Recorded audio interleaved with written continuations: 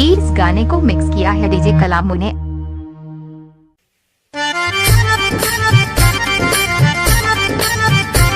Kalamu DJ Gamharia school पारा mobile number 76105226। संपर्क number 76105226 DJ Kalamu.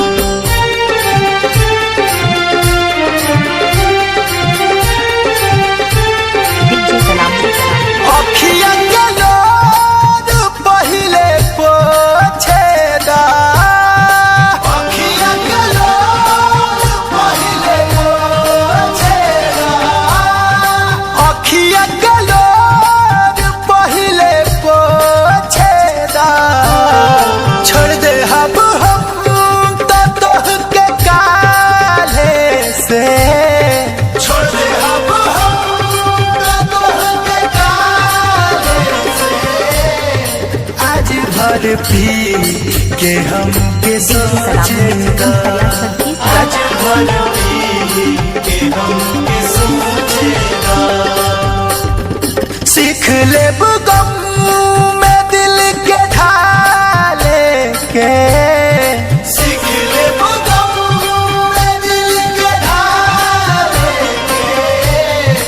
आज भर पी के हम के सोचेगा, आज भर पी के हम के सोचेगा, आज भर पी के हम के सोचेगा।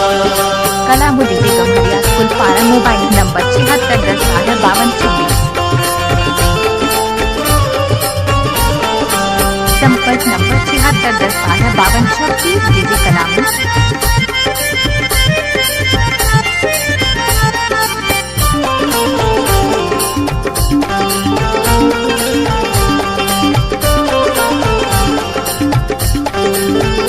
डीजे कलामू जिंदगी के फैसला बाबे तनी दिल के इजाजत ले ली, तनी दिल के इजाजत ले ली। खुद बानी हरन न करब बरसर तोहरा के डेली डेली, तोहरा के डेली डेली।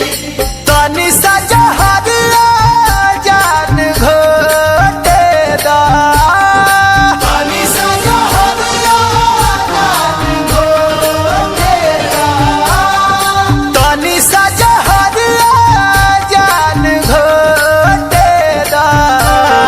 छोड़ दे हम तो तोहके काल्हे से, छोड़ दे हम तो तोहके काल्हे से।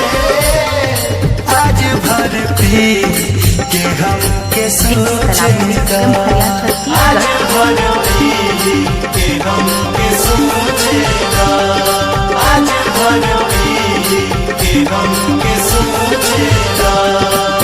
कलामू डीजे गम्हरिया स्कूल पारा मोबाइल नंबर 76105226। संपर्क नंबर 76105226 डीजे कलामू। भूला के भी ना तोहरा के हम अपन चेहरा दिखाई, अपन चेहरा दिखाई। दिलवा दिमाग से याद तोहर धीरे धीरे मिटाई, धीरे धीरे मिटाई।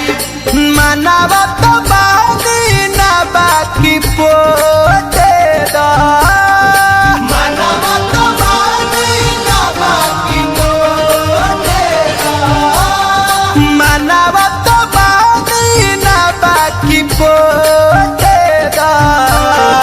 छोड़ दे हम तो तोहके काल्हे से, छोड़ दे हम तो तोहके काल्हे से।